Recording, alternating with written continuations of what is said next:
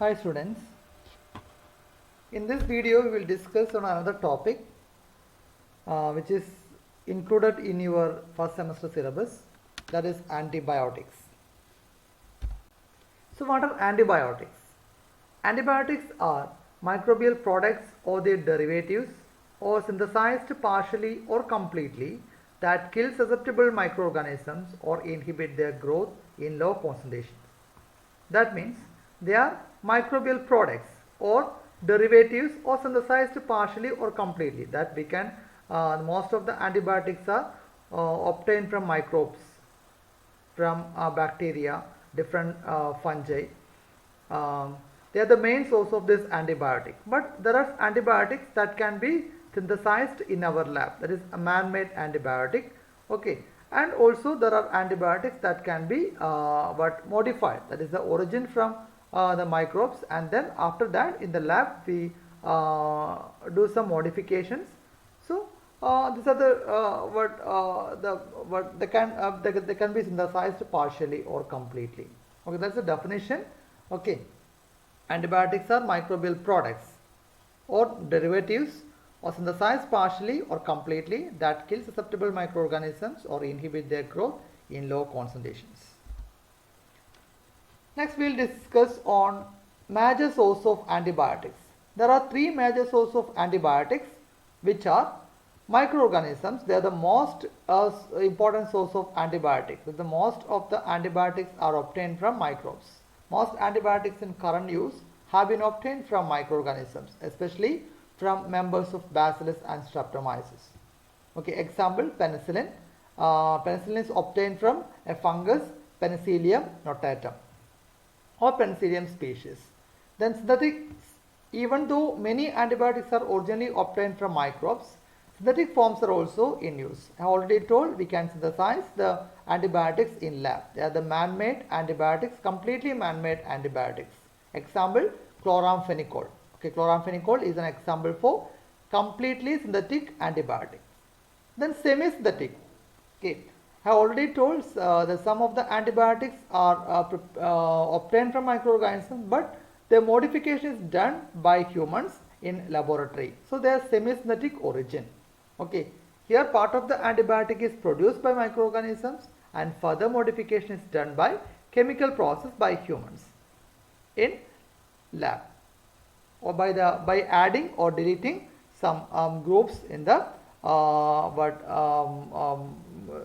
that particular antibiotic or that compound, and that addition or deletion is done for making that compound more active against bacteria, okay, or against microorganisms. Example for semisynthetic antibiotic, semisynthetic penicillin and cephalosporins.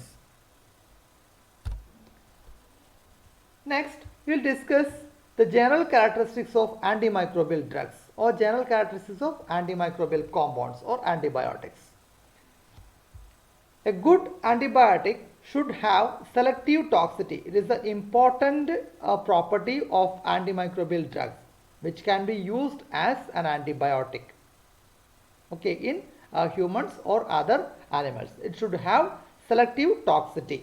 The antibiotic must kill or inhibit the microbial pathogens while damaging the host cell as little as possible.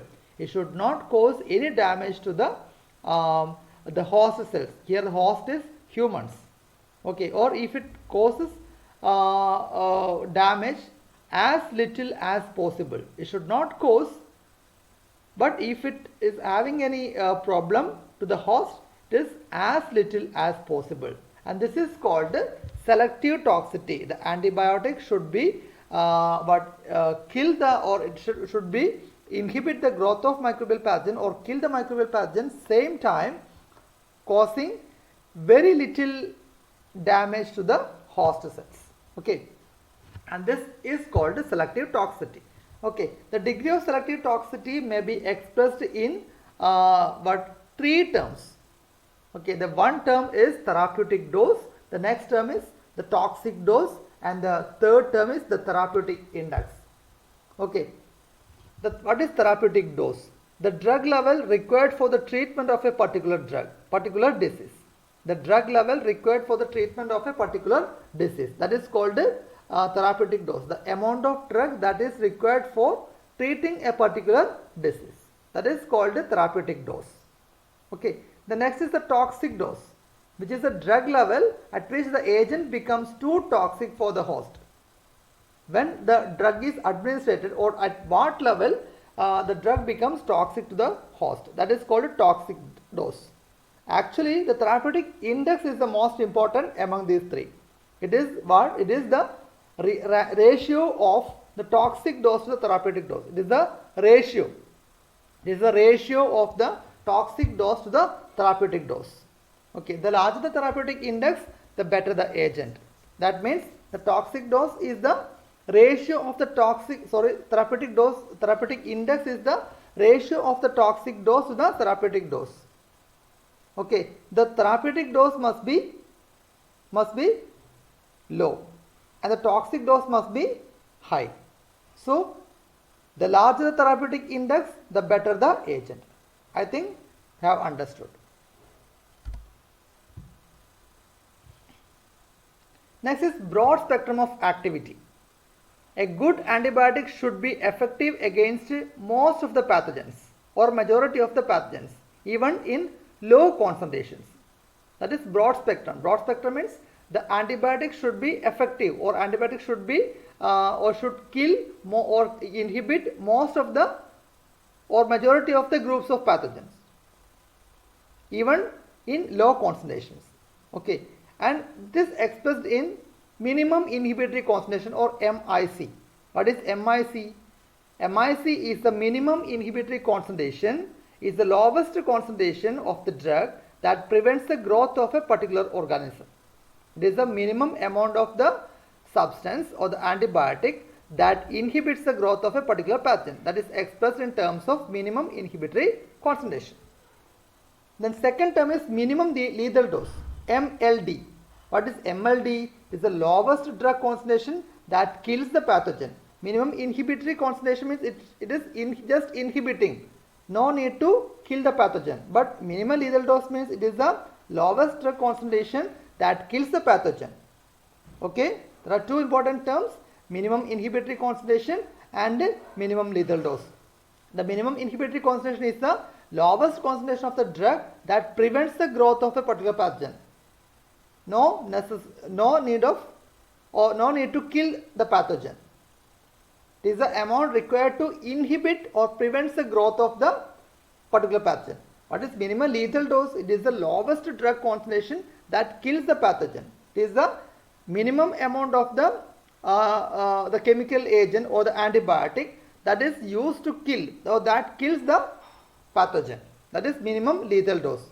Okay, one is inhibiting, that is minimum inhibitory concentration, and the other is killing. Next we will discuss on the classification of antibiotics. The antibiotic or the antimicrobial drugs can be classified in many ways. Okay, based on the mode of action, based on the spectrum of activity, then based on method of production, based on whether they are static or cidal. I think you know what is the static or cidal. Then based on the chemical structure.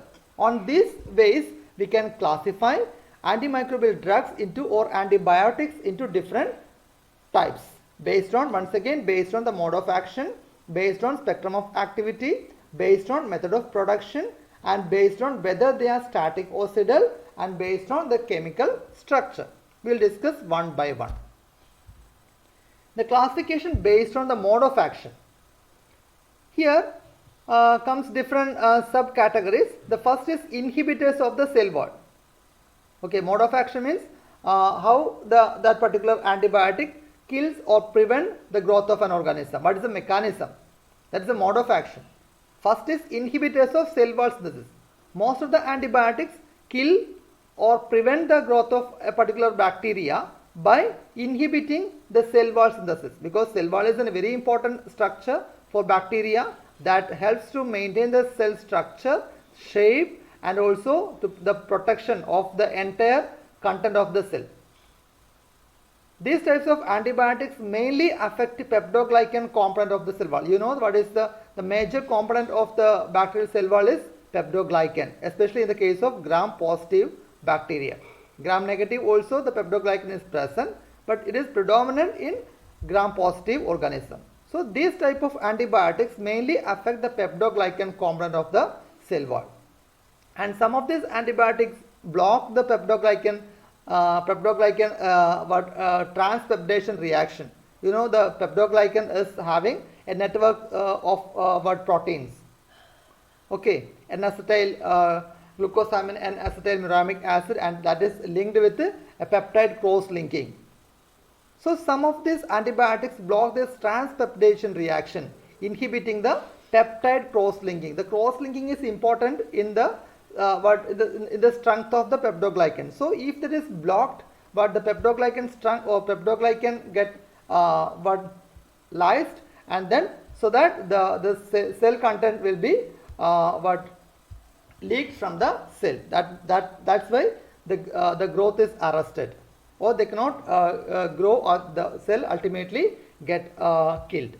Okay, example of this type of antibiotics, penicillins. Not only penicillin, there are different antibiotics that inhibits the cell wall synthesis. One example is penicillin. Then second category is inhibitors of cell membrane function.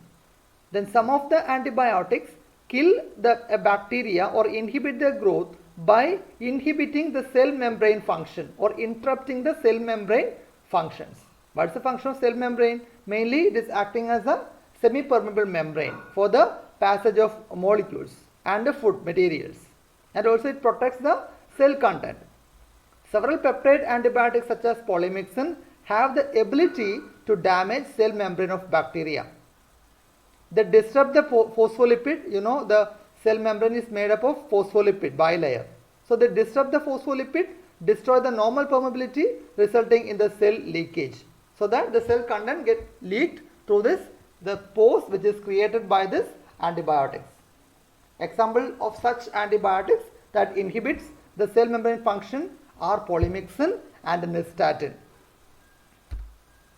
Then third is inhibitors of protein synthesis. That is, some antibiotics interfere with the reactions in protein synthesis, because the most important step in any of the cell is the protein synthesis. Without proteins we cannot live. The cell cannot function. Okay, or the enzymes, if the cell lacks enzymes, but the energy cannot be produced, or the cell cannot divide. So many of the antibiotics especially target this type of reaction, that is protein synthesis reaction. There are different steps in protein synthesis. That is, this type of antibiotic blocks some reactions occurring in the protein synthesis, blocking the entire protein production.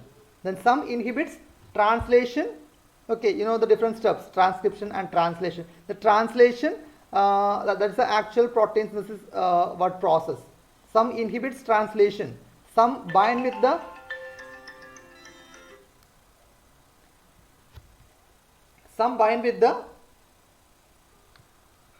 ribosomal subunit and blocks the attachment of amino acid tRNA.